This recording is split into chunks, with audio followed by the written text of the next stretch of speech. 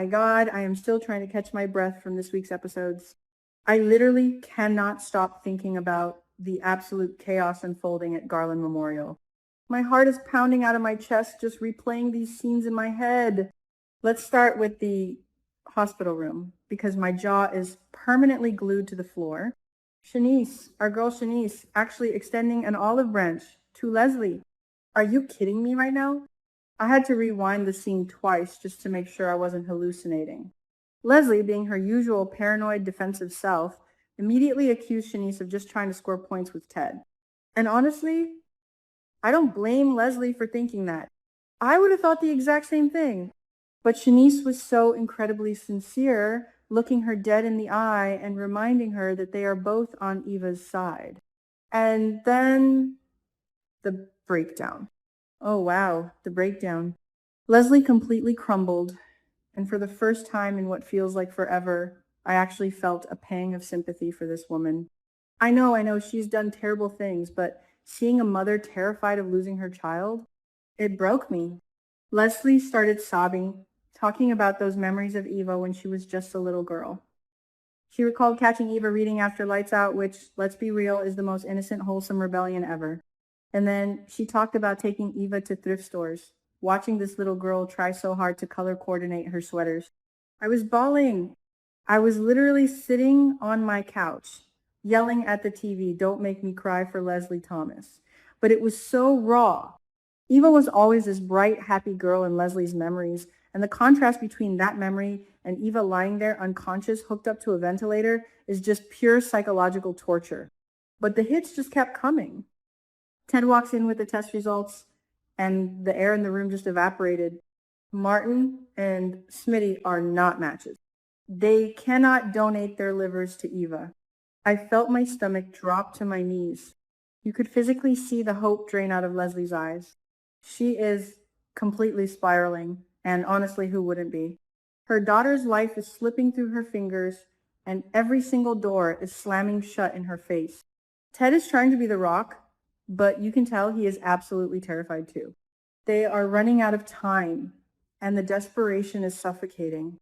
And that brings us to the absolute nightmare happening in the hospital stairwell. Isaiah and Kat. This scene. I was gripping the edges of my seat. Isaiah is completely losing his mind with grief, and he turns all of that rage onto Kat. He literally cursed her out. He looked at her with pure venom and asked her how she is going to live with herself if Eva dies. How dare he? I mean, I get that he is terrified for his girlfriend, but he is completely invalidating Kat's trauma.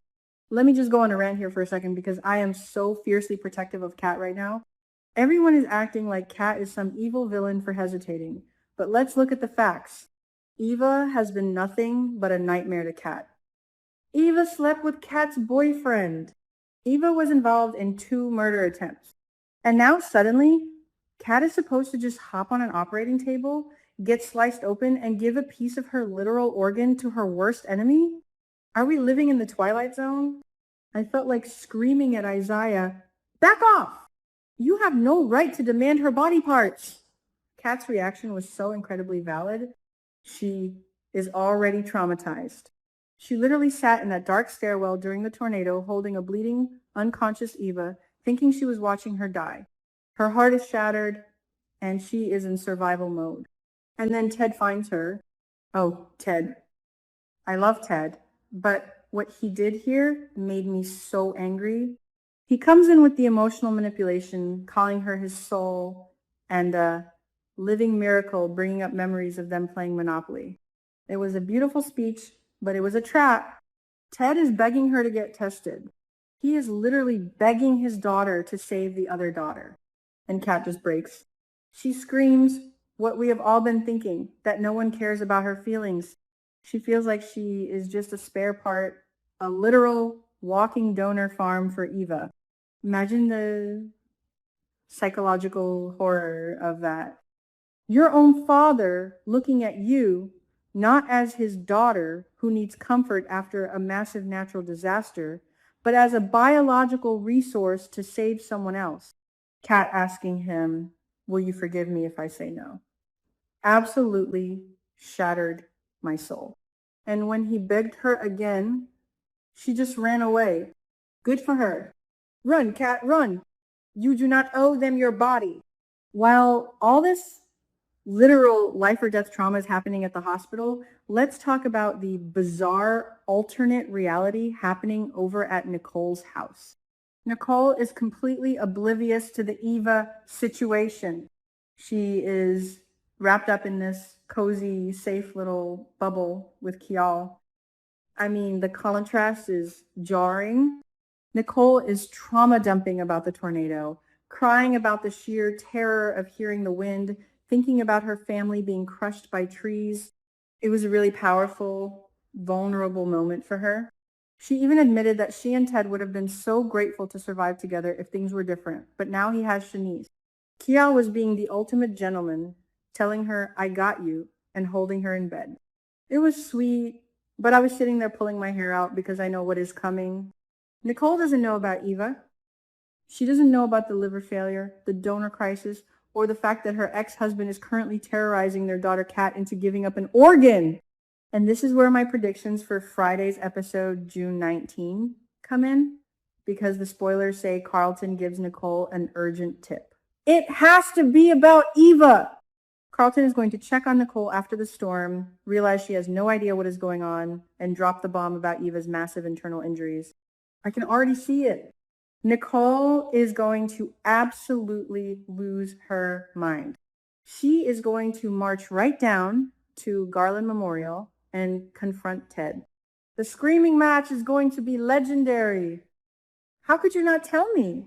How could you pressure Kat without me there? Ted is going to face the full wrath of Mama Bear Nicole, and honestly, I am here for it.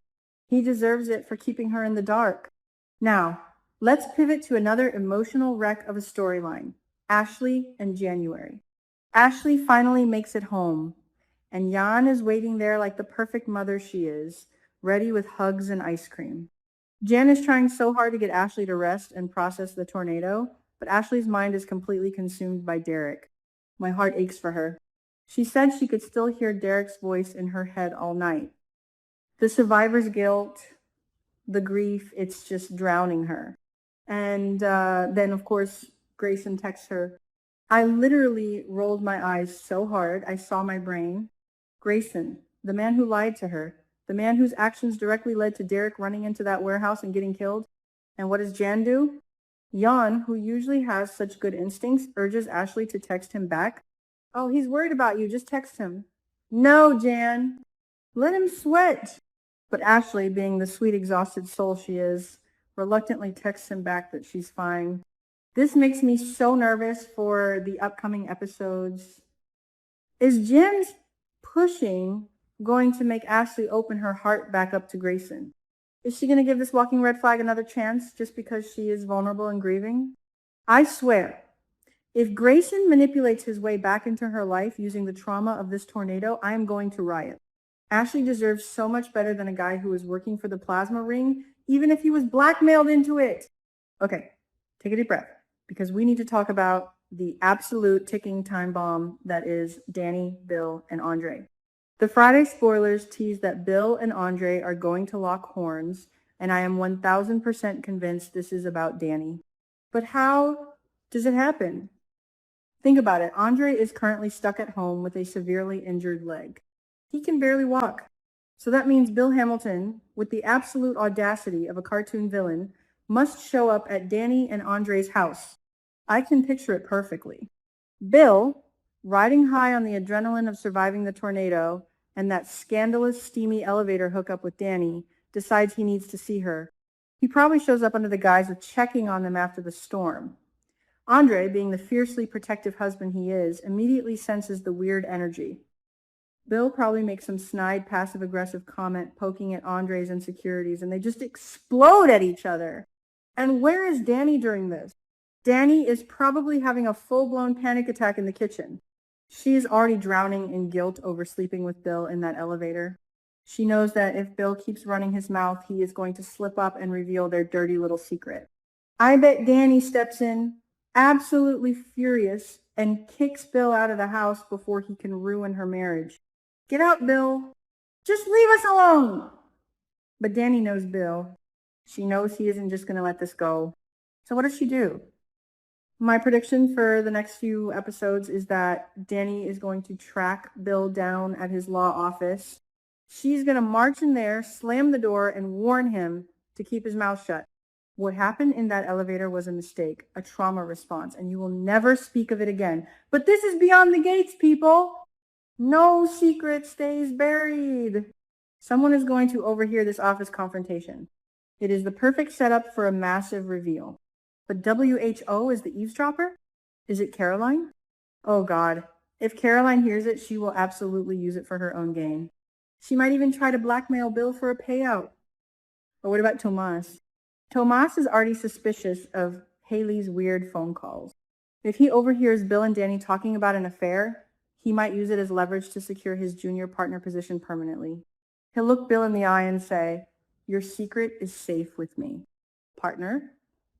Or what if it's Naomi? Naomi already warned her dad to stay away from Danny because she knows Bill still has feelings for her.